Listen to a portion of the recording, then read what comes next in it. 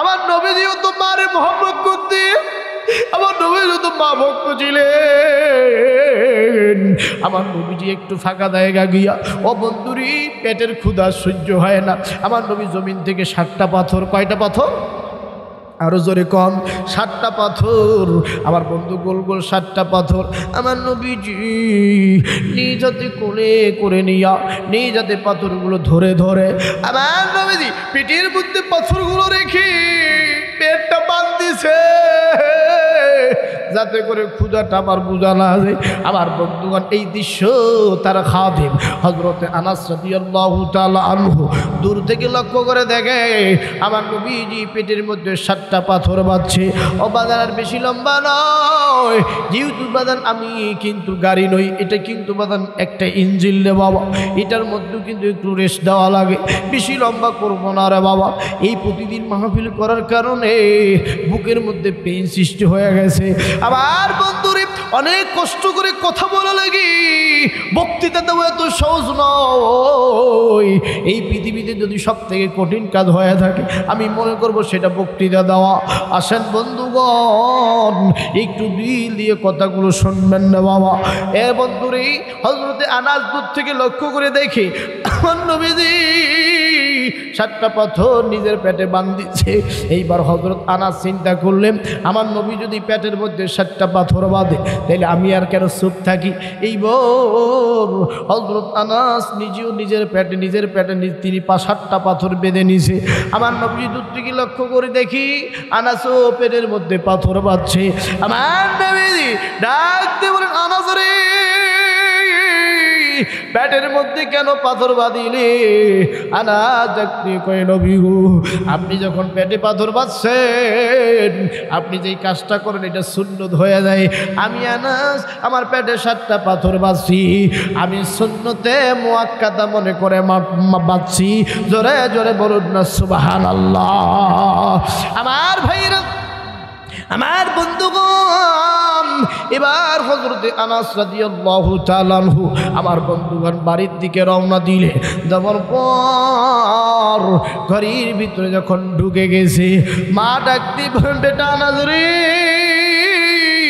এ বেটা আনাস রে তোর মুখটা এত শুকনা শুকনা দেখা যায় কেন? ও বেটা তুই কি সত্যি করে বলবি তুই কি কিছু খাইছস কি খাইস নাই? নবী দরবারে কিছু খাইছস কি খাস নাই?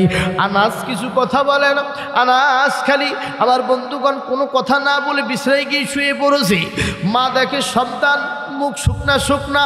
আমার বন্ধুগণ মা এমন একটা নিয়ামত, বিদেশে যদি কোনো সন্তান মরে যায় পশু পাখি না জানিতে আগে জানে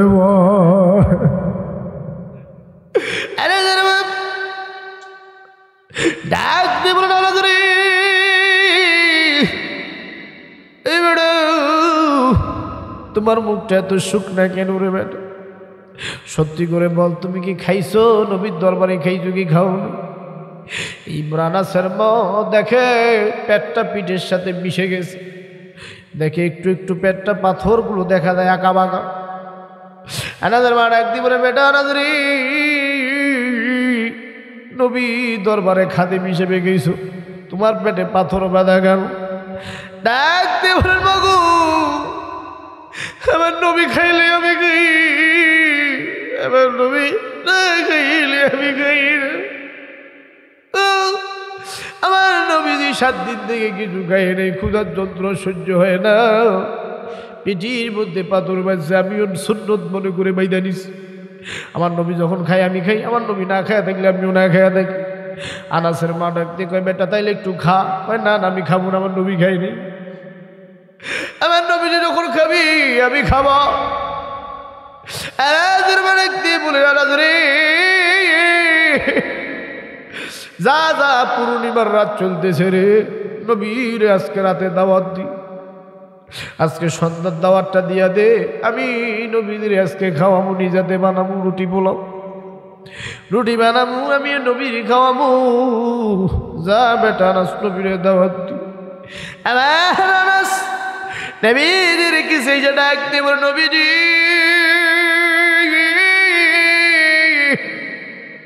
আমার মাই আপনারে দাওয়াত করছি আজকে পূর্ণিমার রাত, আজ যাবেননি আমার বাড়িতে। যুবক রে, মা বাবার কেন খেদমত করবি না? টাকা হারাইলে টাকা পাওয়া যায়, জমি হারাইলে জমি পাওয়া যায়। মা বাবা যেদিন হারায় যাবে রে, গোটা নওগাঁ জেলা তন্ন তন্ন করে খুঁজবি, মায়ের মতো একটা চেহারা মিলাইতে পারবি না। এই যুবক রে, বউ গেলে বউ পাবি বাংলার ঘরে ঘরে, মা গেলে মা পাবি না হাজার সাধন করে। অনেক যুবক মারে দেখতে পায় না, মারে গালিগালাজ করে। যুবক রে, কি দিয়া বুঝাইলে তুই বুঝবি রে যুবক? মা বাবার কলেজে আঘাত দিয়ে যদি বিছতলা বাড়ি বানাও, ওই বাড়ির মধ্যে কোনো বরকত হবে না। মা বাবাকে কষ্ট দিয়ে যদি 100 বিঘা সম্পত্তি করো, এই সম্পত্তির মধ্যে সেইটা না বরকত হবে না। কারণ হলো যুবকরি, মা তোমার সব থেকে বড় স্বর্ণ, সব থেকে বড় ধন, সব থেকে বড় নেয়ামত। যেদিন মা মইরা যাবে, মায়ের বিছানার মায়ের লাশটার পাশে এসে যদি ডাকায়, মা ও মা আমি আব্দুল জব্বর, মা মুখটা খোলো, মা চোখ দুইটা খোলো, মার কিন্তু সেদিন চোখ খুলবে না।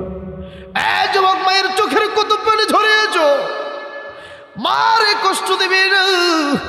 আল্লাহ নবী বলছি, আল্লাহ নিজেও নবীর মাধ্যমে জানাই দিয়েছে, নবী গো তামাম পৃথিবীর মানুষদেরকে বলে দেন, মায়ের চেহারার দিকে, বাবার চেহারার দিকে যদি কেউ নেক নজরে থাকায়, কবুল হজের সব দিয়ে দিবেন কে? মা কেন এত দামি জানে না সকলে, জানতো যদি পড়তো দেখে কোরআন হাদিস খোলে। একটি হজের সওয়াবে মিলে মাকে একবার দেখিলি, মা কেন এত দামি জানে না সকলে। 2 বছর পান করালেন মায়ের বুকের দুধ, কোলে পিঠে নিয়ে বাগো দিলের কত সুখ।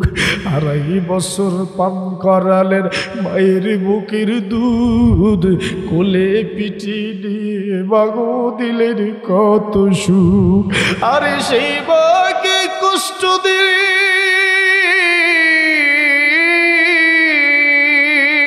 আরে সেই মাকে কষ্ট দিলে আল্লাহর জান্নাত নাহি মিলে। মা কেন এত দামি জানে না সকলে। এ যুবক, তোর পা দুইটা ধরে বলি, মারে খবরদার কষ্ট দিবি না। আসেন বন্ধুরে, এইবার আমার নবীজি ডাকতে আনাস রে, তাইলে দাওয়াত যদি তোমার মা দিছে তাইলে কবুল করলাম। আজকে পূর্ণিমার রাত, আমি যাবো যাবো যাবো, তোমার মায়ের ইচ্ছা পূর্ণিমার রাতে আমার দাওয়াত করেছে, যা যাই আমি আজকে রাতে তোমার বাড়িতে দাওয়াত খাইতে যাবো। আমার বন্ধুরে, এবার আমার নবীজি হযরতে আনাসের সাথে নির্দিষ্ট সময়ে পূর্ণিমার রাতে এইবার আনাসের বাড়িতে চলে গেছে। দরজার মধ্যে দাঁড়ায় আছে। আনাস ডাক দিকে, মা মাগো দরজা খুলো, নবীরে নিয়ে আসছি। এইবার আনাসের মা আস্তে করে দরজাটা খুললো। দরজাটা খুলে নবীর চেহারার দিকে তাকায়, আর একবার পূর্ণিমার চাঁদের দিকে তাকায়। আল্লাহু আকবার।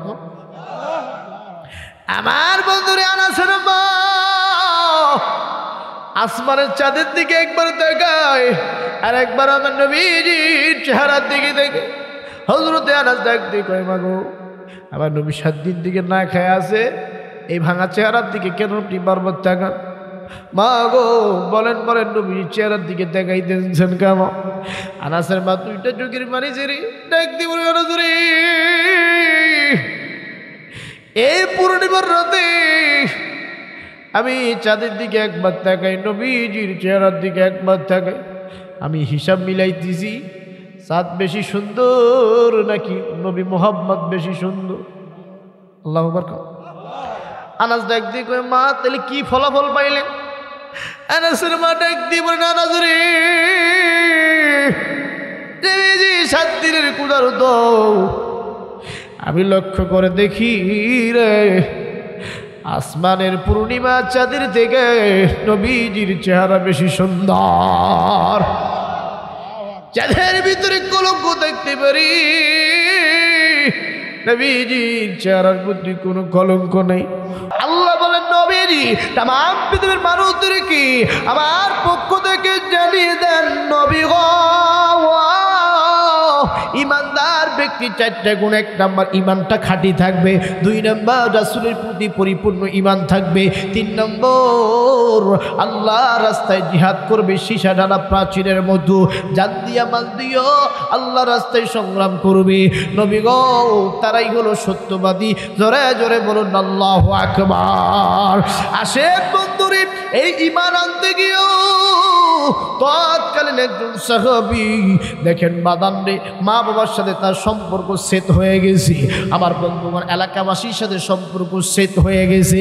ভাইজান ওই সাহাবীর নাম হলো হযরতে সাদ রাদিয়াল্লাহু তাআলা আনহু।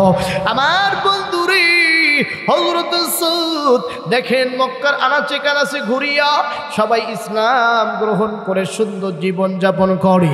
আল্লাহ রাসূল মানে তাদের জীবন চলাফেরা অন্যরকম, আর যারা মূর্তি পূজা করে তাদের জীবনে চলাফেরা অন্যরকম। এরে হিন্দু বাপ ভাইরা তোমরা যদি থাকো, তোমাদের একটা মেসেজ দেই, তোমাদের ধর্মকে কটূক্তি করে আমি কথা বলতেছি না। ও বাবাজি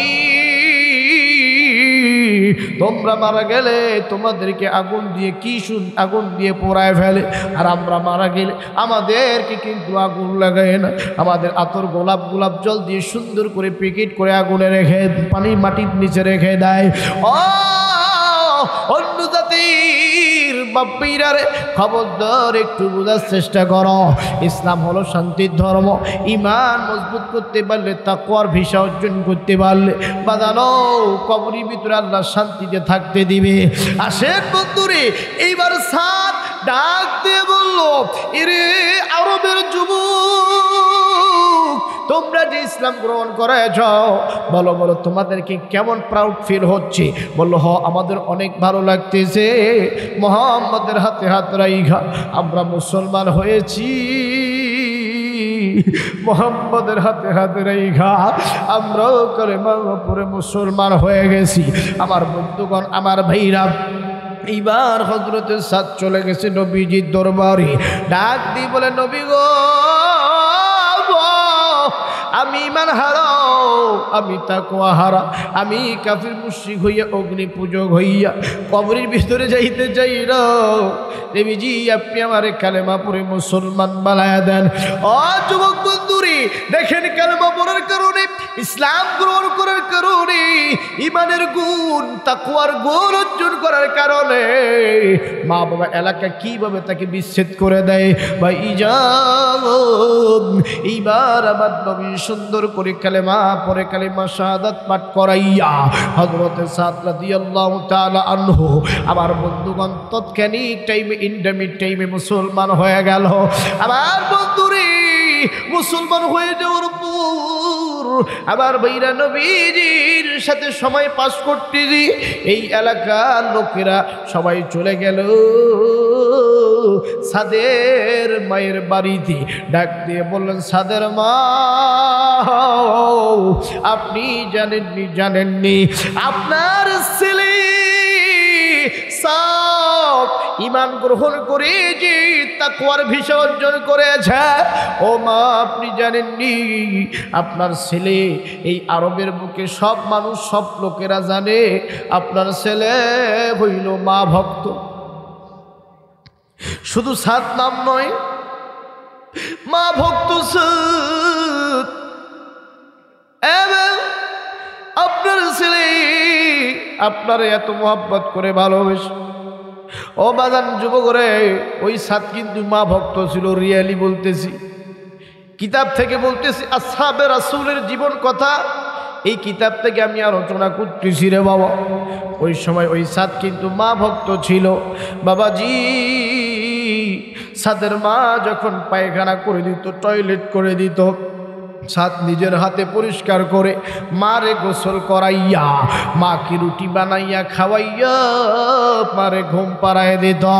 এরে যুবক বন্ধুরি, মা বড় নেয়ামত, মা বড় ধন, মা যেদিন হারাইবি ওই দিন বুঝতে পারবি যার মা নাই রে তার মতো বড় দুঃখী আর কেউ নাই, যার বাবা নাই তার মতো কিন্তু বাদান বড় দুঃখী আর কেউ নাই। এইবার সাদের এলাকার লোকেরা ডাকতে বলে মা গো আপনার বেটা সাদ কালেমা পড়ে মুসলমান হয়ে গেছে। আমার বন্ধুরি এবার হযরত সাদ যখন বাড়িতে চলে আসলো, বাড়িতে আইসা দেখে মা টোপলা টাপড়ি নিয়া আস্তে আস্তে ঘর থেকে বের হয়ে এক পা দুই পা করে মরুভূমির দিকে যায়। সাদ ডাক দিয়ে বলে মা গো তুমি তো বুড়ি মানুষ, এই মরুভূমির দিকে কেন তুমি যাইতেছো বাবা? সাদের মা ডাকতে বলে এ বেটা তুমি কারে বইল? আমাদের ধর্মের মধ্যে চুনকালি বাগাইল, আমরা আগুনের পূজা করি, আমাদের ধর্ম শ্রেষ্ঠ ধর্ম, কেন তুই মুহাম্মদ পাগলার ধর্ম গ্রহণ করলি রে বেটা? ও বেটা তুই মা, আমি মায়ের প্রতি কি তোর একটু ভালোবাসা নেই? আমি মা আর একটা মুহূর্ত তোর সাথে আমি থাকতে চাই না। মা এক পা দুই পা করে করে ও বাদান মরুভূমির মধ্যে চলে গেছে। যাওয়ার পর মরুভূমির বালুগুলো কিন্তু উত্তপ্ত বালু, এই উত্তপ্ত বালুর মধ্যে মা শুয়া পড়ছে। সাত ডাক দিল মা গো এই উত্তপ্ত বালুর মধ্যে আপনি শুয়া পড়ছেন কেন মা, কেন শুয়েছেন? সাদের মা ডাকতে কয় বেটা যদি কালেমাটা সাইরা দিস, যদি ইমান সারস, যদি তাকওয়াটা সাইরা দিস, তাইলে আমি কথা দিলাম আমি মা এই মরুভূমি থেকে উইটা বাড়ি থেকে ঢুকবো। যাদের মা ডাকতে বলে বেটা রে আজ থেকে আমি এই জায়গায় অনশন পালন করা শুরু করে দিলাম। বেটা রে যেদিন তুমি কালেমা ছেড়ে দিবা, ইমান ছাইরা দিবা, ওই দিন আমি এই মরুভূমি থেকে উঠিয়া বাড়ি যাব। আমার বন্ধুরে কেউ কোনো দিকে নজর নেই। আপনাদের জন্য যুবকদের জন্য 4টা ট্যাবলেট আর মুরব্বীদের জন্য মক্কা মদিনার আজান শোনাবো। আসেন বাজানো, কোনো দিকে নজর রাখবেন না। মা গো আপনাদের জন্য 4টা আলোচনা থাকবে। আপনি যদি 4টি কাজ করেন গো মা, আল্লাহ আপনাদেরকে জান্নাত দিয়ে দিবে। আসেন বন্ধুগণ, এইবার সাদের মা মরুভূমির মধ্যে শুইয়া আছে। দেখতে বলে মাগো আপনার জন্য রুটি নিয়ে আসছি, পানি নিয়ে আসছি। মা একটা দিন সকাল থেকে পর্যন্ত হয়ে গেল আপনি মুখে কিছু দেন নাই, এই রুটিটা খান। সাদের মা ডাক দিয়ে কই বেটে রে যতক্ষণ তুই ইসলাম ছাড়বি না, ইমান ছাড়বি না, ততক্ষণ আমি রুটি খাবো, আমি কোনো কিছু মুখে দেব না। প্রয়োজনে আমি এই জায়গায় ধুকে ধুকে মরে যাব, তবু বেটে তোর হাতের কোনো কিছু খাবো না। রাত যখন হয়ে গেছে সাত ডাকতে কই মা এ মরুভূমির মধ্যে রাতে আপনি ঘুমাইবেন, এটি কেমন হয়ে যায়? সাদের মা কইতেছে বেটা ও বেটা কালেমাটা সাদ না, ইমানটা ছেড়ে দি, তাকওয়াটা ভুলে যা, নবীর মোহাম্মদ ছেড়ে দে। আমি মা কত দিলাম এই মরুভূমি থেকে ওইটা ঘরে ঢুকবো। সাদ দেখতে পারেন মা গো আমি জীবন দেব, আমি শহীদ হয়ে যাব, এরপর আমি কালেমা ছাড়ব না। কালেমার মালা আমি গলায় পড়েছি, আসবে যত বাধা বিঘ্ন আল্লাহ আমি মেনে নিয়েছি। কালেমার মালা আমি গলায় পড়েছি। মারহাবা আমার বন্ধুগণ, আমার ভাইরা, এইবার ডাক দিয়ে বলেন মা গো রাতে ঘুমাইতে যান। মা ডাক দিয়ে বলেন না বেটা না, আমি ঘুমাবো না, আমি এই জায়গায় থাকবো। একটা দিন পুরা দিন কাটালেন, পুরা রাত কাটালেন। দ্বিতীয় দিন এইবার সাত আবার রুটি বানাইয়া নাস্তা বানাইয়া মায়ের সামনে যখন হাজির হয়ে গেছে, মাকে ডাক দিয়ে বলেন মা গো ও মা আপনি রুটি খান, আপনি খাবার খান, পানি খান। মা ডাক দিবে বিটারি ইসলাম ছেড়ে দে, ইমান ছেড়ে দে, তাকওয়া ছেড়ে দে। আমি মা কথা দিলাম আজকে সব খাবো। ও বাজানো একদিন খাই নাই, 2 দিন খাই নাই, 3 দিন খাই নাই, 3 দিন রাতে মরুভূমিতে ঘুমাইছে।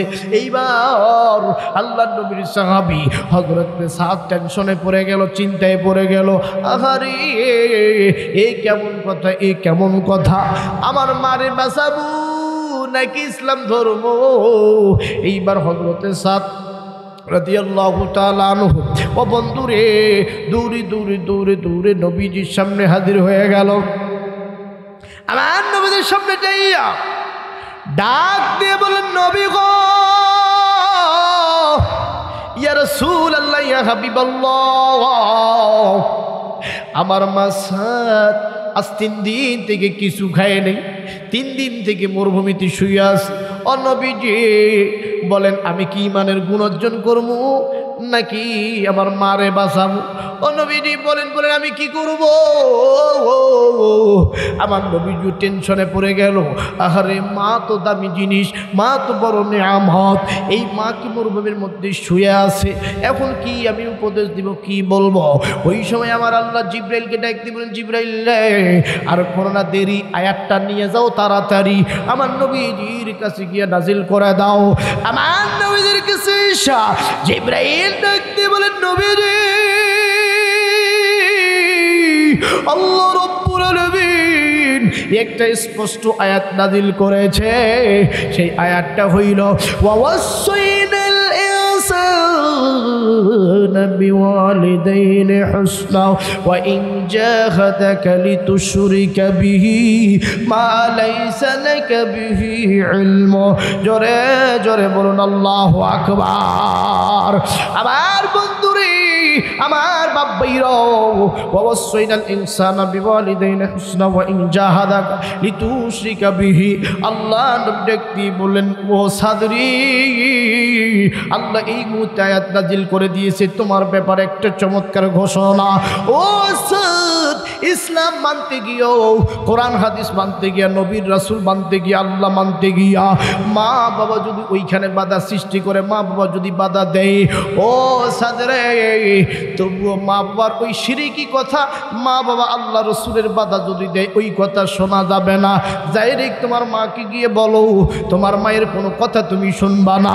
যদি সেটা ইসলামের বিরুদ্ধে চলে যায়, এমনি খেদমত করবা, কিন্তু মায়ের ওই এই ইসলাম গ্রহণ বাদ দিতে বললে এটা শুনবা না। আমার বন্ধুরি, এবার সাদ দৌড়ে দৌড়ে মায়ের কাছে যাইয়া ডাক দিয়ে বলেন, মাগো, আমি নবীজির কাছে গেছিলাম, আমার নবীজি বলেছে আপনি যদি আমার ইসলাম ধর্ম গ্রহণ করতে বাধা দেন, শিরকি পথে আমাকে ঢেকে দেন, মা গো, আমি আগুনের পূজা করব না, আমি এই মূর্তি পূজা করব না, আমি বের হয়ে গেলাম, তোমার হুকুম আমি আজ থেকে অমান্য করলাম। মা দুইটা চোখের পানি ছেড়ে কান্দে আর ডাক দিয়া কয়ে, সাদের রে, 10 মাস 10 দিন তোরে পেটে ধারণ করেছি, এত বড় তোরে আমি বানাইলাম, লালন পালন করলাম, একটা দিন আমি মায়ের একটা কথা তুই অমান্য করি নাই, আজ তুই এই কথাটা অমান্য করলি রে বেটা। নিশ্চয়ই আমি মা বুঝতে পারলাম রে, এই কথাটার মধ্যে নিশ্চয়ই কল্যাণ আছে। যা যা, আমি মা শেষ বয়সে যা যা, আমিও নবীর হাতে কালেমা পড়ে মুসলমান হইতে চাই। আল্লাহু আকবার কান। আমার বন্ধুরে, আমার ভাইরা, এই জন্য ইসলামের আলো যদি দিলের ভিতরে ঢুকাইতে পারেন, ঈমান আমল যদি মজবুত করতে পারেন, তাকওয়ার বেশি যদি অর্জন করতে পারেন, ভাইজান, ওই কবরের ভিতরে আমি আপনি শান্তিতে ঘুমাইতে পারবা। যুবক বন্ধুরে, কেন তুমি তোমার মাকে মহব্বত করবা না? ঈমানের আরেকটা গুণ হইল পিতামাতার খিদমত করা, পিতামাতাকে মহব্বত করা। অনেক যুবক মা বাবার খিদমত করে না, মা বাবাকে মহব্বত করতে চায় না, মা বাবাকে ভালোবাসতে চায় না। আছে না নাই? আরো জোরে কর। অনেক যুবক আছে মারে দেখতে পায় না, বউরে নিয়ে মহব্বত করে, বউরে নিয়ে 10 তলা বিল্ডিংয়ে ঘুমায়, মা ওই রকম একটা খাটে, ভাঙ্গা খাটে শুয়ে আছে, এটা কেথা গায়ে দিছে, এটা কম্বল নাই, জাজিম নাই, এই যে শীত পড়তেছে গায়ে। কথা বলেন ঠিক না? ঠিক। ও যুবক, মারে কষ্ট দিয়ে যদি, মার কলিজায় আঘাত দিয়ে যদি 100 বার হজ করো, উমরা করো, কোনো লাভ নাই। কথা বলেন ঠিক কিনা?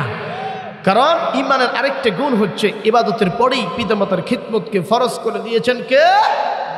আজকে দেখবেন কিছু কিছু মানুষ মায়ের খেদমত, বাবার খেদমত বাদ দিয়া ভণ্ড পীরের দরবারে যায়, ভণ্ড পীরের দরবারে গিয়ে বাবা পা টিপতেছে। কিছু কিছু মহিলা দেখবেন বাবার আবার মুরিদ হয়ে যায়, বাবার পা টিপে, টিপতে টিপতে আরও কত কি টিপে। তখন বাবা কয়, কিরে কি টিপতেছস? কও। বলছে, বাবা আমার বাচ্চা হয় না। বাপ, ও বাবা আমার বাচ্চা হয় না, আমার স্বামী আমাকে ভাত কাপড় দেয় না, আমার স্বামী আমার দেখিবে পায় না, আপনি এনে কিছু করেন। তখন বাবা কয়, হ্যাঁ বাতি তো জ্বলতেছে, তাহলে তো কিছুই করা যাবে না। তখন কয় মনে আল্লাহ আল্লাহ বাইরের আলো নিভাও রে বাবা হো। আরে কথা কয় না, কথা কয় না। এরকম ভণ্ড পীরের দরবার আছে না নাই?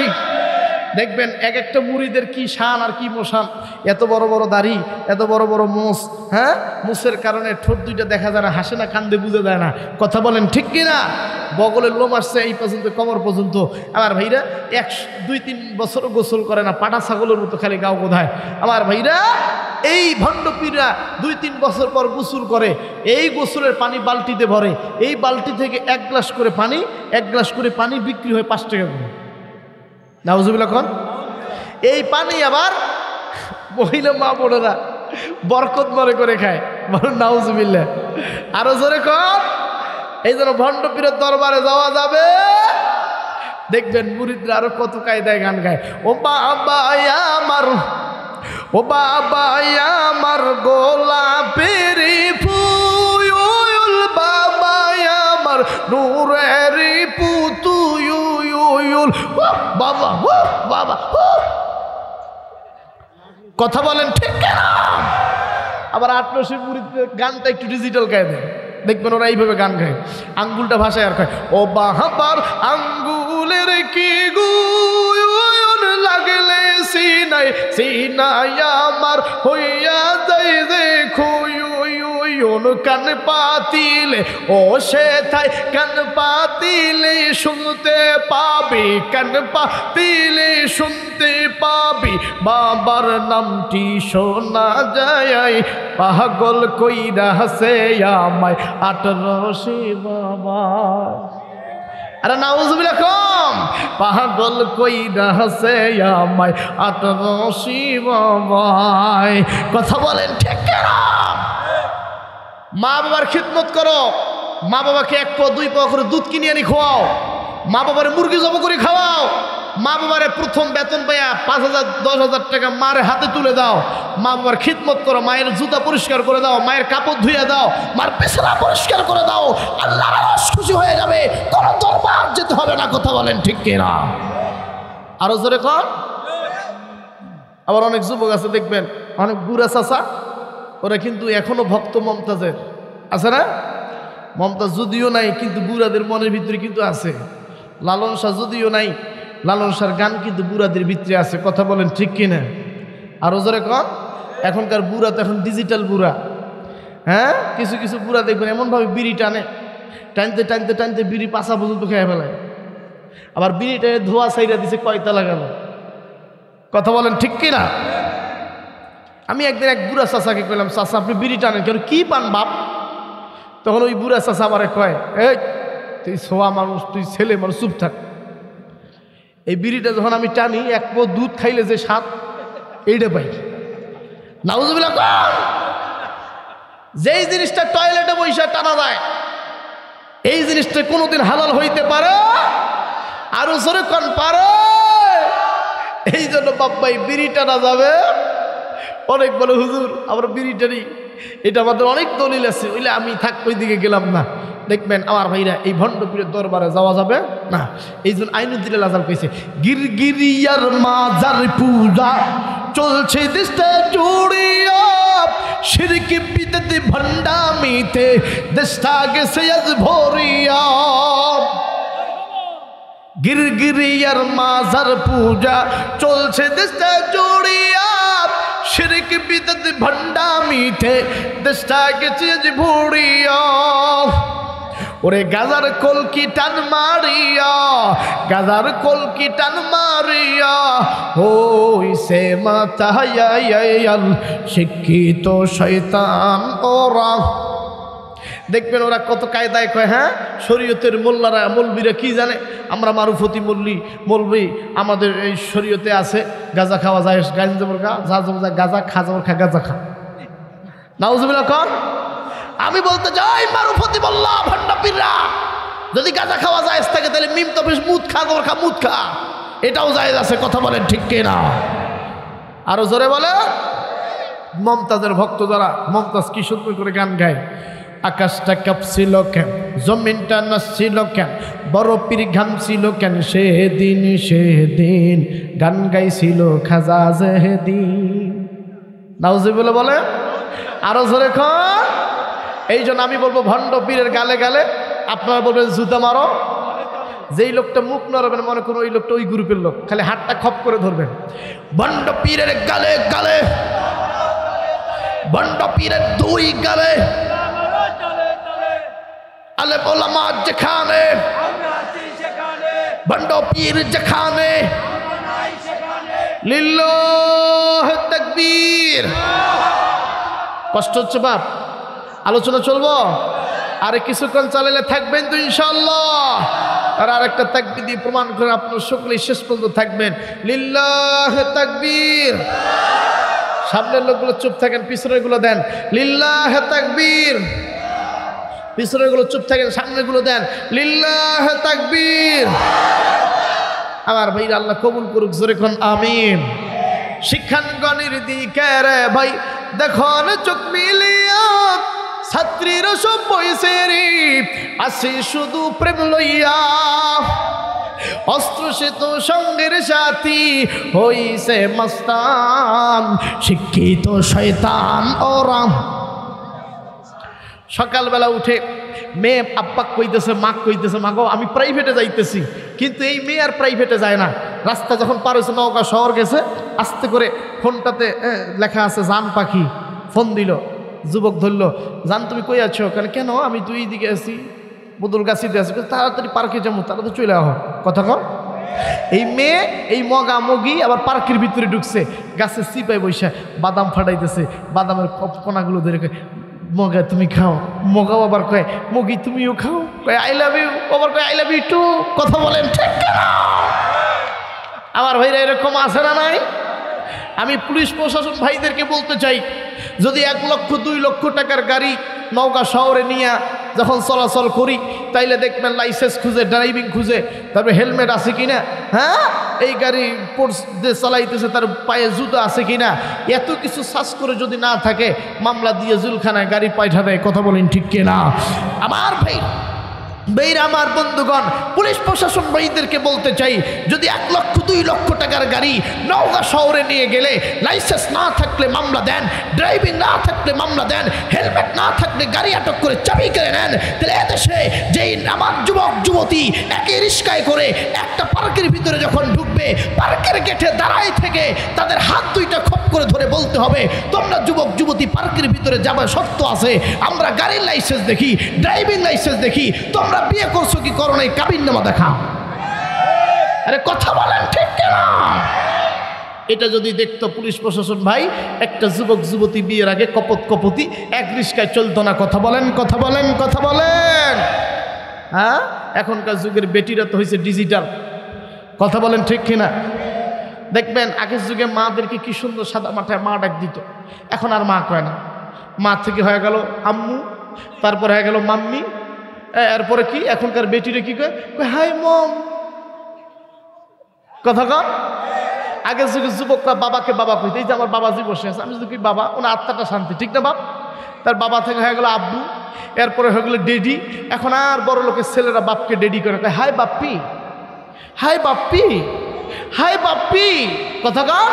আর মা রে কয় হাই মম। কথা বলেন ঠিক না? এই বাপ্পি আর মম এগুলো ডাইকে মজা পাবেন না। মা বলে ডাকেন, বাবা বলে ডাকেন, এটার মধ্যে আলাদা তৃপ্তি আছে। কথা বলেন ঠিক কিনা? আবার বন্ধুরে, মা বাবা বড় নিয়ামত, মা বাবাকে মহব্বত করবেন, ভালোবাসবেন। ও বন্ধু, কবরের মধ্যে শান্তিতে থাকতে পারবেন। মায়ের পায়ের নিচে কিন্তু আল্লাহ জান্নাতের ব্যবস্থা করে দিয়েছে। ও বন্ধু রে, দেখেন তো দেখেন, একটা ফোঁটা চোখের পানি আজকের এই মাহফিলে ফেরাইতে পারেন কি পারেন না? আমার বন্ধুরে, আর বেশি লম্বা করব না, 12টার মধ্যে আমি দোয়া দূর যা আছে 12টার মধ্যে আমি মাহফিল ক্লোজ করে দিব। ও বন্ধু রে, দেখেন দেখেন দেখেন রে বাবা, আল্লাহর নবীও কিন্তু মারে অনেক মহব্বত করতেন, মাকে অনেক ভালোবাসতেন। ও বন্ধু রে, আমার নবীজির খাদেম ছিল হযরতে আনাস রাদিয়াল্লাহু তাআলা আনহু। ও বন্ধু রে, আমার নবীজি 7 দিন ধরে কিছুই খায় নাই, 7 দিন থেকে না খাওয়া শরীর। আমার নবীজি আর কুলাইতে পারে না, আমার নবীজি ঠিকঠাক মতো দাঁড়াইতে পারে না। আমার নবীজির ক্ষুধার যন্ত্রণা সহ্য হয় না। ও বন্ধুরি, আমার নবীজি একটা নীরব জায়গায় গেছে যেখানে কোনো মানুষ দেখতে পাবে না। যুবক বন্ধুরি, আজকে তুমি কেন আর্জেন্টিনার মেসির ভক্ত?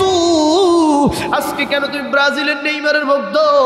আজকে কেন তুমি বিপিএল এর ভক্ত? আজকে কেন তুমি আইপিএল এর ভক্ত? এই যুবক, আমার নবীজির সুন্নত কেন তুমি মানো না? এই যুবক, আমার নবীজির সব থেকে দামি সুন্নত হইল দাড়ি।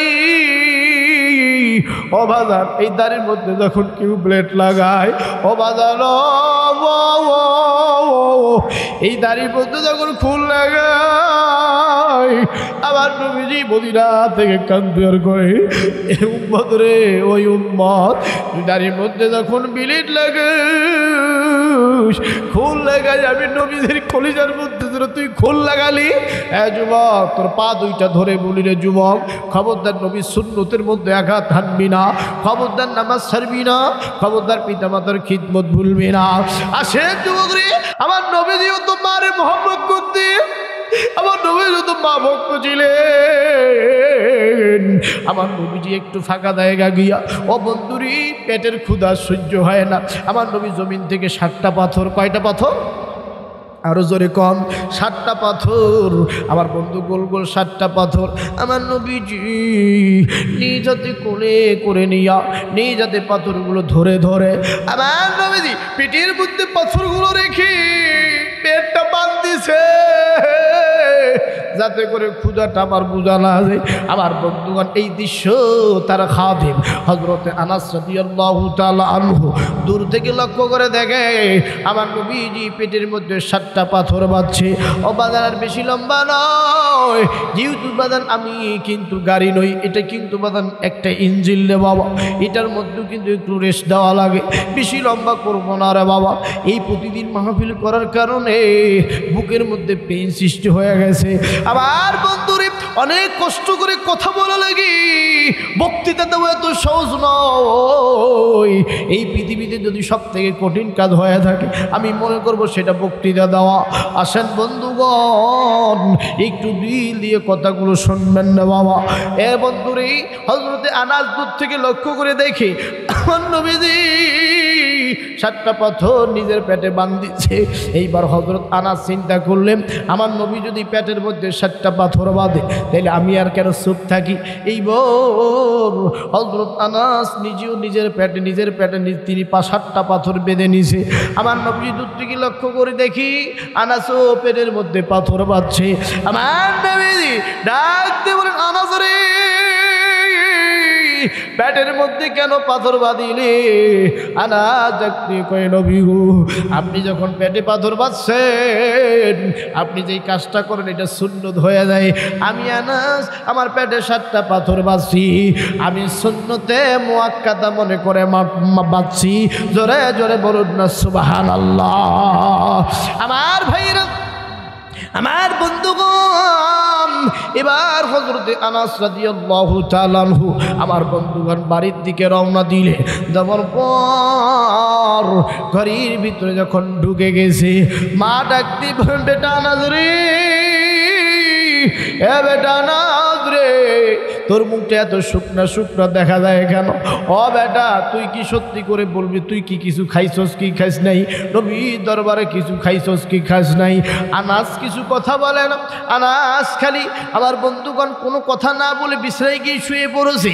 মা দেখে সন্তান মুখ শুকনা শুকনা।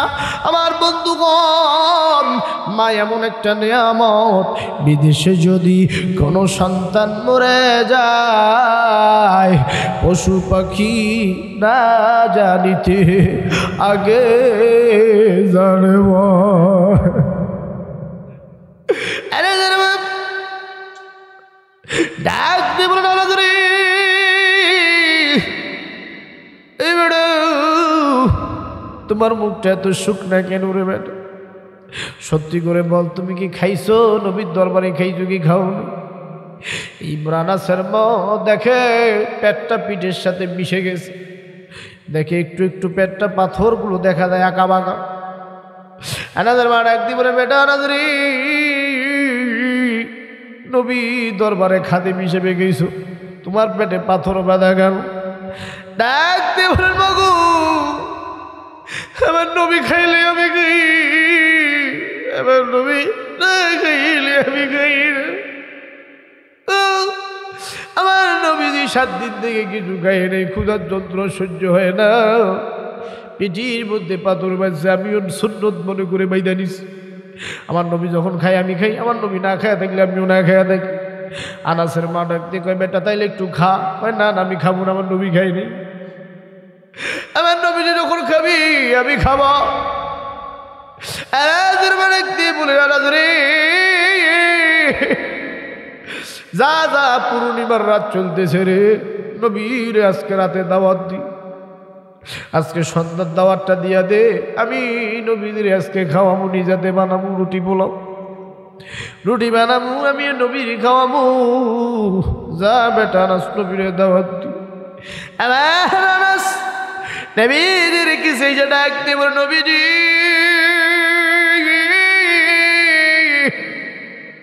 আমার মা আপনারে দাওয়াত করছি, আজকে পূর্ণিমার রাত, আজ যাবেননি আমার বাড়িতে। যুবক রে, মা বাবার কেন খেদমত করবি না? টাকা হারাইলে টাকা পাওয়া যায়, জমি হারাইলে জমি পাওয়া যায়। মা বাবা যেদিন হারায় যাবে রে, গোটা নওগাঁ জেলা তন্ন তন্ন করে খুঁজবি, মায়ের মতো একটা চেহারা মিলাইতে পারবি না। এই যুবক রে, বউ গেলে বউ পাবি বাংলার ঘরে ঘরে, মা গেলে মা পাবি না হাজার সাধন করে। অনেক যুবক মারে দেখতে পায় না, মারে গালিগালাজ করে। যুবক রে, কি দিয়া বুঝাইলে তুই বুঝবি রে যুবক? মা বাবার কলেজে আঘাত দিয়ে যদি 20 তলা বাড়ি বানাও, ওই বাড়ির মধ্যে কোনো বরকত হবে না। মা বাবাকে কষ্ট দিয়ে যদি 100 বিঘা সম্পত্তি করো, এই সম্পত্তির মধ্যে সেই না বরকত হবে না।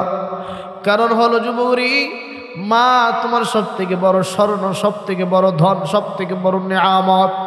যেদিন মা মইরা যাবে, মায়ের বিছানার, মায়ের লাশটার পাশে এসে যদি ডাকায়, মা ও মা আমি আব্দুল জব্বর, মা মুখটা খোলো, মা চোখ দুইটা খোলো, মার কিন্তু সেদিন চোখ খুলবে না। যুবক, মায়ের চোখের কত পানি ঝরিয়েছ, মারে কষ্ট দেবে না। আল্লাহ নবী বলছি, আল্লাহ নিজেও নবীর মাধ্যমে জানাই দিয়েছে, নবী গো তামাম পৃথিবীর মানুষদেরকে বলে দেন, মায়ের চেহারার দিকে, বাবার চেহারার দিকে যদি কেউ নেক নজরে থাকায়, কবুল হজের সব দিয়ে দিবেন কে? মা কেন এত দামি জানে না সকলে, জানতো যদি পড়তো দেখে কোরআন হাদিস খোলে। একটি হজের সওয়াবে মিলে মাকে একবার দেখিলি, মা কেন এত দামি জানে না সকলে। 2 বছর পান করালেন মায়ের বুকের দুধ, কোলের পিঠে নিয়ে মাগো দিলের কত সুখ। 2.5 বছর পান করালেন মায়ের বুকের দুধ, কোলে পিঠে নিয়ে মাগো দিলের কত সুখ। আরে সেই মাকে কষ্ট দিয়ে,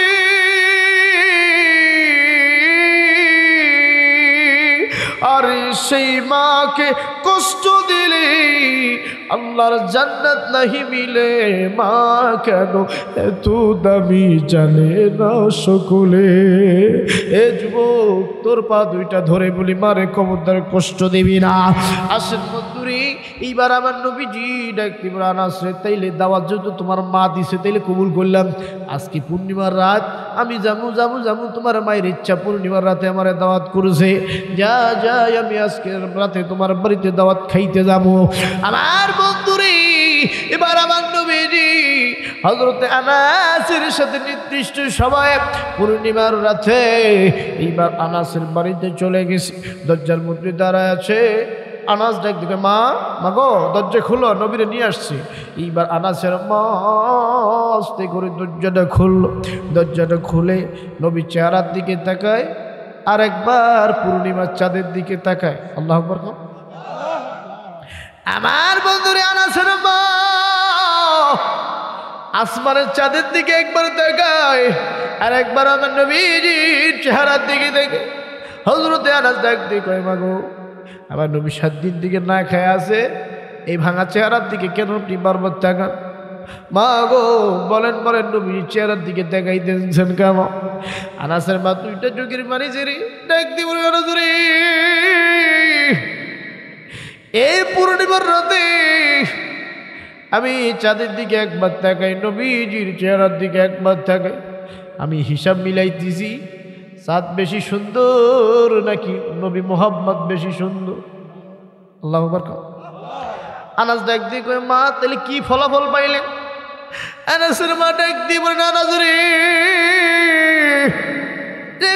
7 দিনের কুদার তো আমি লক্ষ্য করে দেখি রে, আসমানের পূর্ণিমা চাঁদের থেকে নবীজির চেহারা বেশি সুন্দর। চাঁদের ভিতরে কলঙ্ক দেখতে পারি, নবীজির চেহারার মধ্যে কোনো কলঙ্ক নেই।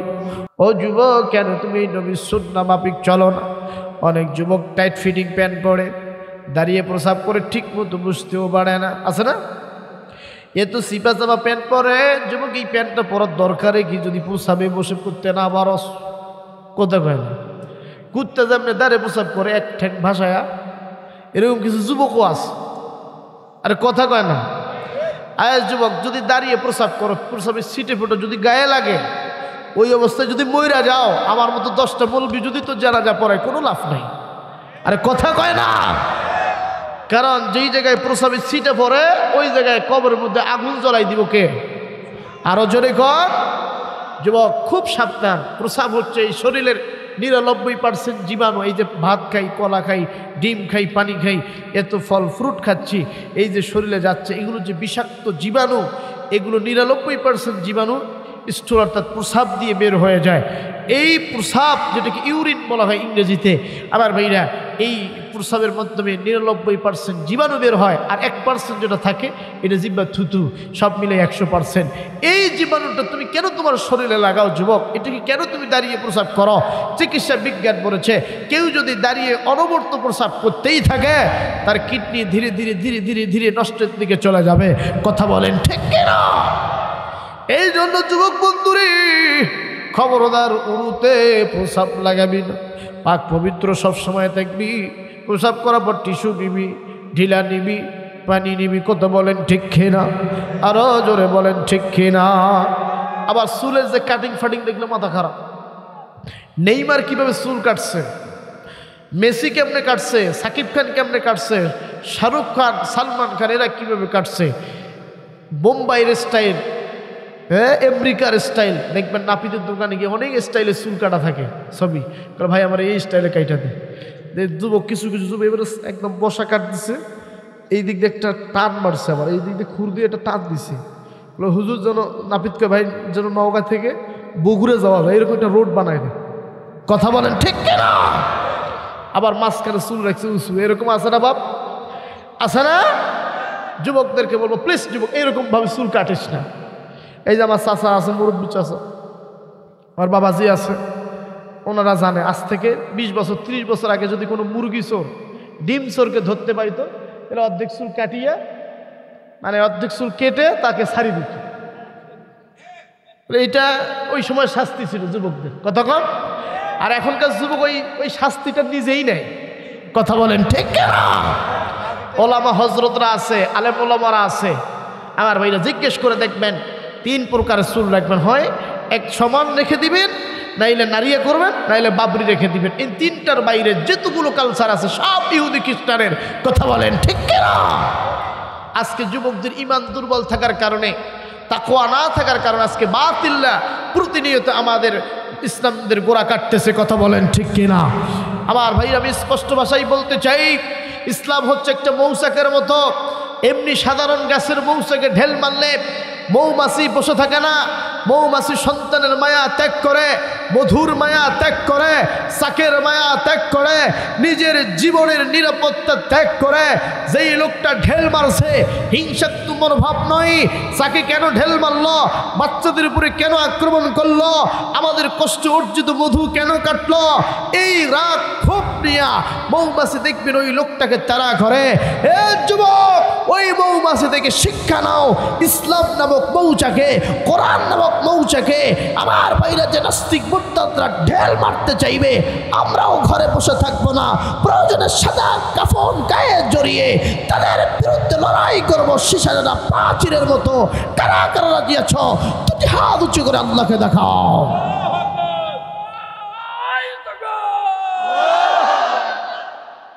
কষ্ট হচ্ছে নাকি বাপ? বিরক্ত হচ্ছে? শেষের দিকে চলে আসছি। এবার আমার নবীজি ডাক দিয়ে কয়, আনাসের মা, আমি নবীজির দিকে এত তাকাও কেন? কয়, মাগো এত তাকাও কেন? বলছে, বাবা আমি তাকাইতেছি পূর্ণিমার চাঁদের থেকে আপনি বেশি সুন্দর। তারপর নিয়ে গেছে ভিতরে, নেওয়ার পরে খাইতে দিল অনেক খাওয়া টাওয়ার পরে এবার আনাসের মা কাইদে কইতেছে, নবী গো, ও নবীজি আপনি তো রহমাতুল লিল আলামিন, আমার বেটা আনাস গরিব মানুষ, একটু দোয়া করে দেন আল্লাহ যেন তারে বড় লোক বানায় দেন। আল্লাহু আকবার কর। আনাসের মার কত জোরে নবীজি কান্দে। আনাসের মা ডাক দিয়ে বলে, নবীজি আপনি কেন কান্দেন? নবী কান্দে আর কয়, মাগো আজ যদি আমার মা আমেনা পয়সা থেকে তাহলে আমার জন্য তিনি দোয়া করতো। কথা বলেন ঠিক কিনা?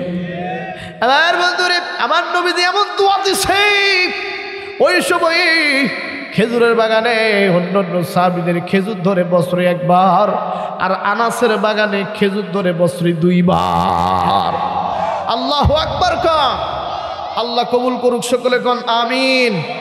মা বোনেরা চারটি কাজ করবেন। মা, এক নম্বর হচ্ছে পর্দা করবেন। ঘরের মধ্যে যেমন জানালার মধ্যে পর্দা, দরজার মধ্যে পর্দা, কিন্তু খালি টিভির মধ্যেও দেখবেন কি সুন্দর পর্দা দেয় মহিলারা, ঠিক না?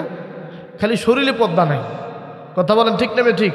মা, যখন আপনি ঘর থেকে বের হয়ে রাস্তায় যাবেন, নৌকা শহরে যাবেন, আল্লাহ রসুল কইছে ঘরের ভিতরে যেমন ছিলা ওই রকম একটা ঘর নিয়ে বাড়ি থেকে বের হও। কথা বলেন ঠিক কিনা? তার মানে বরকা নামক ঘর পরে বাড়ি থেকে বের হইতে হবে। কথা বলেন ঠিক কিনা? অকরনা ফি বুয়ুতিকুন্না ওয়ালা তাবাররুজনা তাবাররুজাল জাহিলিয়াতিল উলা। মা, জাহিলি যুগের মতো চলাফেরা করা যাবে। দুই নাম্বার হচ্ছে মারা 5 ওয়াক্ত সালাত আদায় করবে। আজকে তো আমরা 5 ওয়াক্ত নামাজ আদায় করি না। আজকে 5 প্রকার মুসল্লি। কয় প্রকার?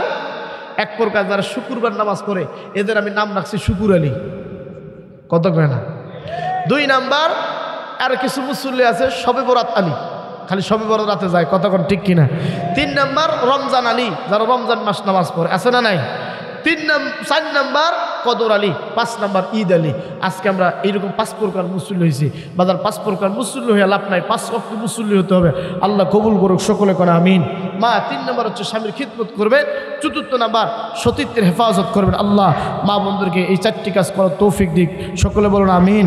ভাইজান, আমি আমার আলোচনা শেষ করতেছি। শেষ সময়ে যে প্রতিশ্রুতিগুলো দিয়েছিলাম, বিশেষ করে যুবকদেরকে 4টা ট্যাবলেট দিতে চাইছি, ঠিক না বাপ?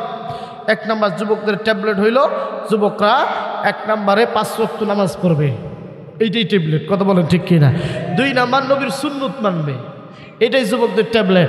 3 নাম্বার যুবকরা পিতামাতার খিদমত করবে। 4 নাম্বার ওলামায়ে হক্কানি রব্বানি যারা আছে তাদের সোহবতে গিয়ে তাদের সুপরামর্শ নেয়, জীবনযাপন করবে। এই 4টি ট্যাবলেট যদি যুবকরা মানে, তার জীবনকে সুন্দর করে দিবেন কে? আল্লাহ তৌফিক দিক, সকলে বলুন আমিন। দেখবেন রেডিওর ভিতরে কারি ওবায়দুল্লাহ হুজুর চমৎকার কণ্ঠে আজান দেয়। আজকে যদি রেকর্ড হচ্ছে, আজানটা দিয়ে দিই। কতক্ষণ ঠিক কিনা? দেখবেন চমৎকারভাবে মায়াবী সুরে তিনি আজান দিতেন এইভাবে। আল্লাহু আকবার, আল্লাহু আকবার, আল্লাহু আকবার, আল্লাহু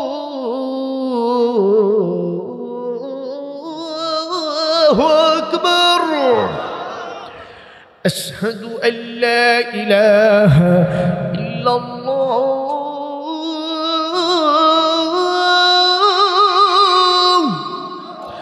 আশহাদু আল্লা ইলাহা ইল্লাল্লাহ। ইল্লাল্লাহ। মক্কার মধ্যে মোটা সুর, মোটা গলা, মোটা আওয়াজ। আশহাদু আন্না মুহাম্মাদুর রাসূলুল্লাহ, আশহাদু আন্না মুহাম্মাদুর রাসূলুল্লাহ। হাইয়া আলাস সালাহ, হাইয়া আলাস সালাহ,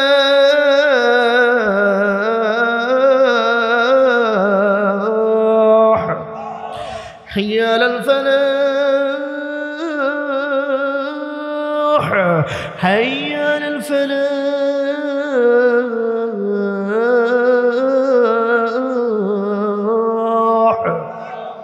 আর মদিনার মধ্যে ঠান্ডা ভাষায় আযানটা খুব নরম শরীর। আল্লাহু আকবার, আল্লাহু আকবার, আল্লাহু আকবার কোন। আল্লাহ কবুল করুক, সকলে করে আমিন। আমার যুবক ভাইরা যারা আছো, আমি দেখলাম অনেকক্ষণ আপনার আলোচনা শুনছেন। আমার মনে হয় আরো 1 ঘন্টা খুলে থাকতেন, ঠিক না বাপ? তো বাজান সবাই আমার জন্য দোয়া করবেন তো ইনশাল্লাহ। আমার আলোচনা ইউটিউবে আছে, আমার নাম সার্চ দিলেই অনেক আলোচনা আসবে, ওখানে নাম্বার দেওয়া আছে, যাদের প্রয়োজন হবে ওখান থেকে নিয়ে নেবেন। এবার আব্দুর রহমান সুদাইস কাবার শরীফের যিনি ইমাম, অনেক হাজী সাহেব মানুষরা এখানে আছেন, বিশেষ করে আজকে যিনি সভাপতি জন আলহাজ মাহমুদ হাজরত আলী, কোথায় উনি? যাক মাশাআল্লাহ, জাযাকাল্লাহ খাইর। বাবাজি আল্লাহ নবীর রওজা এবং মক্কা মুনাওয়ারা আল্লাহ দেখার তৌফিক দিয়েছে, জোরে বলুন আমিন। এই যে হাজী সাহেবের প্রত্যেকটা দাড়ি সাদা বাপ, এই লোকটার দোয়া আল্লাহ কখনো ফিরাই দিব না, কতক্ষণ ঠিক কিনা? অনেক মুরব্বীরা আছে, আজকে আমরা সব ভালো তার শেষ ভালো তার, আমাদের গুনাহ খাতা আল্লাহর কাছে আজকে আরজি জানাবো, আল্লাহ যেন মাফ করে দেয়, সকলে বলুন আমিন। উনি এই কণ্ঠটা শুনেছেন, যেহেতু কাবার শরীফের যিনি ইমাম, ওনার পিছনে সালাত আদায় করছে, মোটা সুরে এইভাবে কোরআন তেলাওয়াত করে। আল্লাহু আকবার, আলহামদুলিল্লাহি রাব্বিল আলামিন, আর রহমানির রহিম, মালিকি ইয়াউমিদ্দিন, ইয়্যাকা না'বুদু ওয়া ইয়্যাকা নাস্তাঈন, ইহদিনাস সিরাতাল মুস্তাকিম, সিরাতাল লাযীনা আন'আমতা আলাইহিম গায়রিল মাগদুবি আলাইহিম ওয়ালাদ-দাল্লিন। আল্লাহু আকবার। আল্লাহ কবুল করুক, সকলে বলুন আমিন।